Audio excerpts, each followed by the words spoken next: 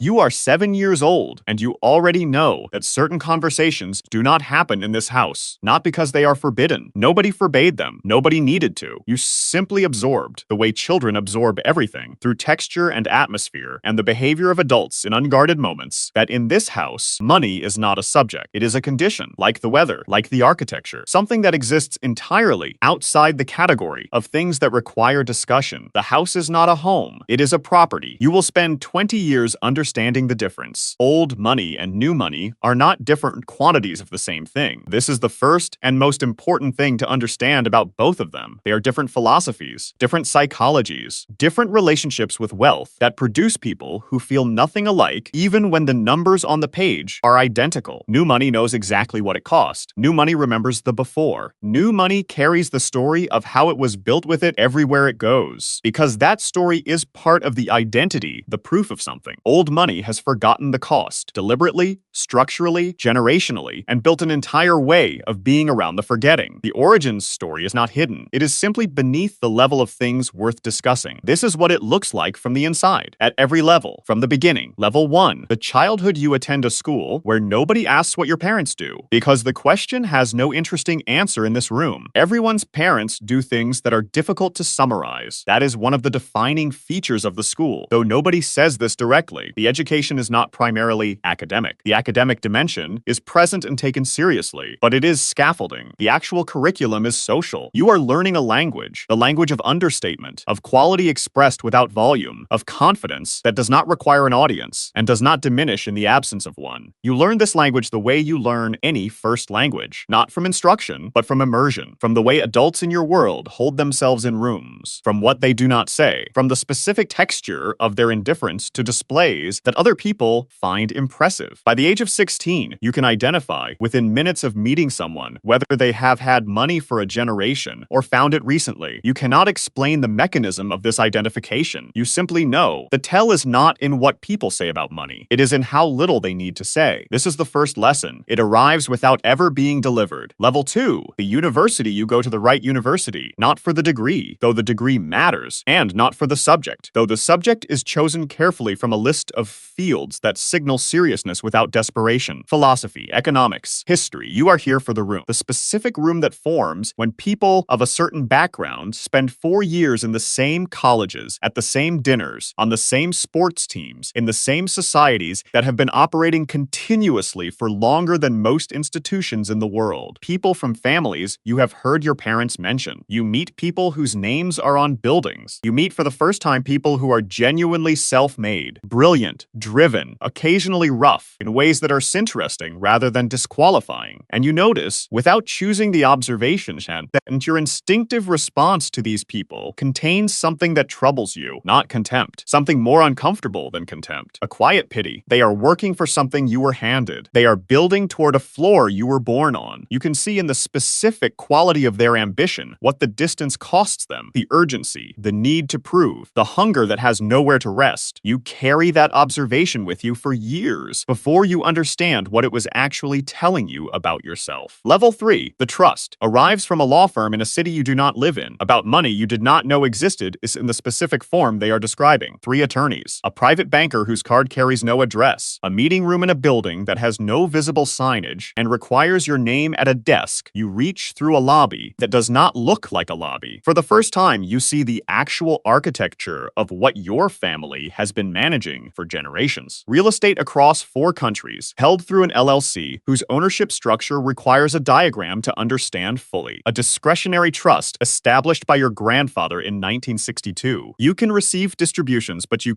cannot direct them, control the time, cannot instruct the trustees on allocation without triggering a governance process that involves 3 other family members and a unanimous consent clause. Grandmother insisted on inserting before she signed. A minority stake in a company that has not been publicly mentioned since 1981 and generates quietly an income stream that compounds without requiring any active management, anyone currently alive. You are not the owner of any of this. You are the beneficiary. The attorneys are patient in explaining the distinction. The distinction is legal, structural, and psychological, and it will take you years to fully inhabit the psychology of it. The wealth that is technically yours is the least free money ever encounter. Level 4, the family office. You are invited to observe a family office meeting. speculating, not to participate, specifically and deliberately to observe from a chair positioned slightly outside the table in a room that smells of documents and careful maintenance. Your father sits at the head. You have never seen him in this room before. He is different here, more precise, more still, conducting a kind of attention you have not observed in him at home. The family office manages approximately $800 million across direct real estate, a private equity allocation, income portfolio, and what the chief investment officer refers to as legacy positions. Legacy positions are stakes in companies held for decades without being traded. They generate income so quietly and consistently that they have become structural, part of the foundation of the architecture, rather than assets being actively managed. You begin to understand, sitting in that chair outside the table, that wealth preservation is a discipline entirely distinct from wealth creation. They require different skills, different tolerances, different relationships, time and risk and loss. The person who builds wealth optimizes for return. The person who inherits wealth optimizes for continuity, for not losing what it took 4 generations to make untouchable. These are psychologically different tasks. The builder can take risks because they began with nothing and have demonstrated they can recover from nothing. The inheritor cannot go back to zero. Zero is not a reset point. Zero is a failure that spans generations and reverberates in ways that money alone cannot repair. Level 5.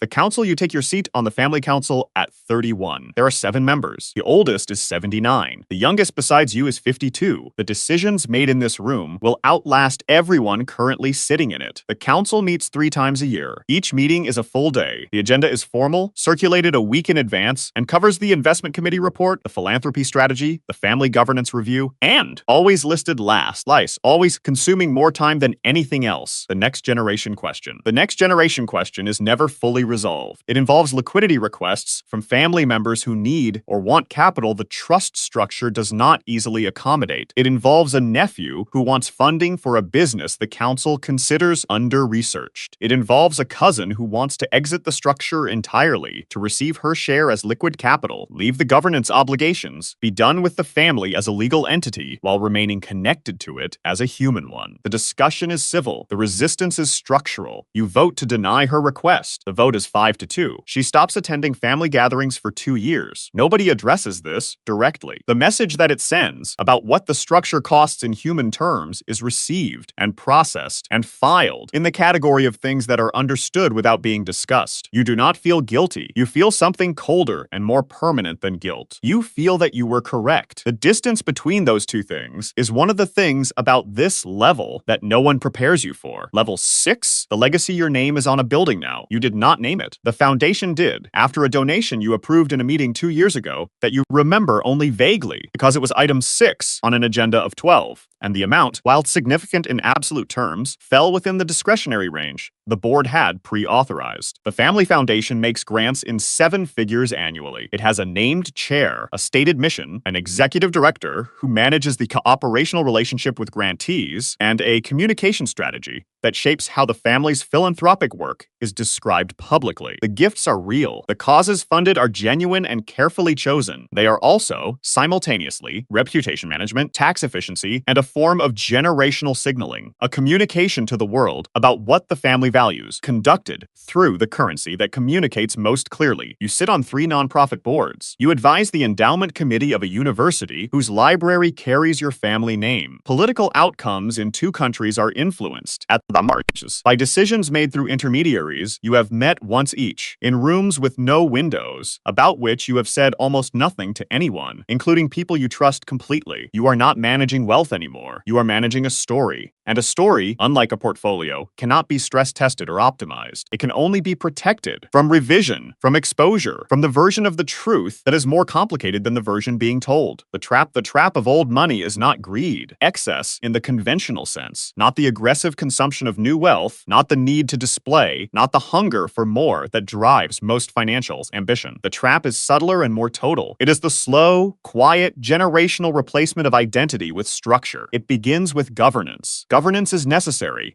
Without it, significant wealth disperses across generations into fragments too small to matter and too complicated to manage. The family council, the governance documents, the unanimous consent clauses, these are not exercises in control for its own sake. They are the engineering required to make something last. But the engineering has a cost that the documents do not capture. The family becomes a legal entity before it becomes a human one. The rules that protect the wealth begin to shape the relationships between the people. The wealth decisions that should be personal become procedural. Obligations that should be chosen become inherited. The thing that the original fortune was supposedly built to provide. The thing the fortune most efficiently removes. The inheritor cannot fail freely, cannot take a risk that might cost the family something that took 3 generations to build, cannot step away from the obligations of the structure without a process, a conversation that involves people who will outlive the decision. And the specific cruelty of this trap is that it is invisible from the outside. The person inside it has everything that the person on the outside imagines wanting: the security, the access, the permanence, the floor. What they do not have, what is genuinely, structurally unavailable to them in ways that cannot be resolved by gratitude or perspective, is the specific freedom of someone who has nothing to protect. The freedom of the person still building the ladder. The philosophical close somewhere right now, someone is sitting at a screen for the first time, looking at a number in a brokerage account that costs them something real to put there. They are thinking about old money the way most people think about it from the outside, as a destination, as the endpoint of a journey that begins with discipline and compounds into permanence, as the thing that, if they work hard enough and invest consistently enough and make the right decisions at the right moments, they might eventually arrive at. They do not know yet, they cannot know yet, from where they are standing, that what they are imagining as a destination is experienced from the inside as an entirely different kind of life. Not better or worse, different in ways that are impossible to understand without being inside them. They are building a ladder to a floor. The floor exists, it is real, and it is populated by people who were born on it and have spent their lives learning what it costs to stay there, learning that the floor is not freedom, it is a different kind of obligation, that the security is real, but the price is paid in a currency that does not appear in any of the documents. Old money is not the end of the financial journey. It is the point at which the journey stops being about money at all and becomes about something harder to name and infinitely more difficult to navigate. The person on the ladder does not know this yet, and in some ways, the not knowing is the last freedom available before the floor arrives. Old money is not what new money is trying to become. It is what new money cannot imagine, until it is already there and the imagining is finished.